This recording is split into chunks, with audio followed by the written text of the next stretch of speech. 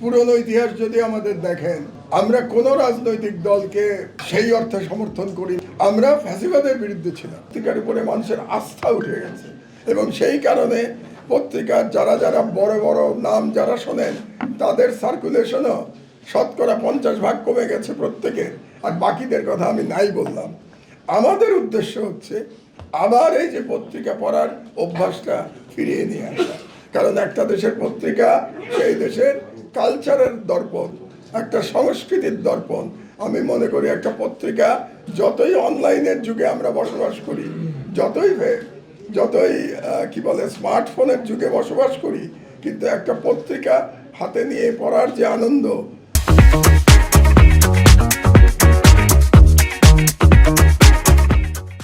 এই আনন্দ একটা ভিন্ন রকম আনন্দ। যেমন আমরা তো বয়সে অনেক বেশি হয়ে গেছে, জীবনের প্রায় শেষ প্রান্তে চলে এসেছি, কিন্তু এখনো আমি কিন্তু বই পড়তে পছন্দ করি। ওই ল্যাপটপে পড়তে আমি অস্বস্তি বোধ করি। বই হাতে নিয়ে পড়ার যে আনন্দ, এই আনন্দ এখনো আমি অনুভব করি এই বয়সেও।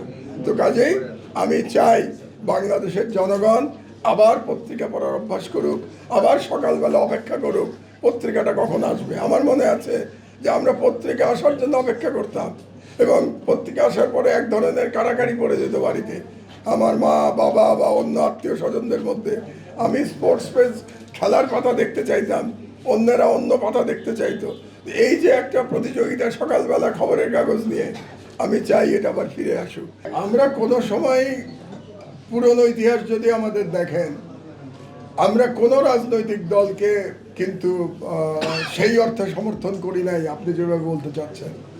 আমরা ফ্যাসিবাদের বিরুদ্ধে ছিলাম, আমরা অগণতান্ত্রিক সরকারের বিরুদ্ধে ছিলাম এবং সেটার সুবিধা গেছে তৎকালীন বিরোধী দলের পক্ষে। এবং যেহেতু এটার সুবিধা তৎকালীন বিরোধী দল পেয়েছে, কাজেই অনেকের ধারণা হয়েছে যে আমরা তৎকালীন বিরোধী দলগুলির সমর্থক। এটা হলো তারা বাই ডিফল্ট সুবিধা পেয়ে গেছে। কিন্তু আপনি যদি আমার পত্রিকার কাভারেজ খেয়াল করেন, ওই সময় যারা এগুলো নিয়ে রিসার্চ করেন, তারা দেখবেন কোনো দলকে আমরা কোনো অ্যাডিশনাল কাভারেজ দিই নাই। আপনি এটা খুব মজার জিনিস দেখবেন আমার পত্রিকায়, 5 বছর আমরা চালিয়েছি, কারো অ্যাডিশনাল কাভারেজ ছিল না। এখনও আমরা কোনো দলের ত্যাগের প্রশ্নই আসে না, কোনো দলের সাথে আমাদের কোনো সম্পর্ক নাই।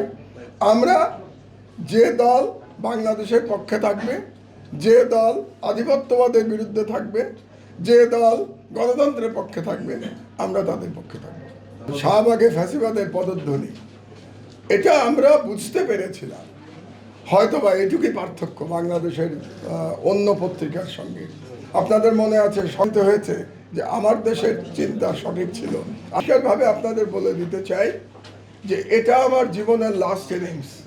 যারা ক্রিকেট খেলেন তারা বুঝতে পারবেন, এটা আমার জীবনের লাস্ট ইনিংস।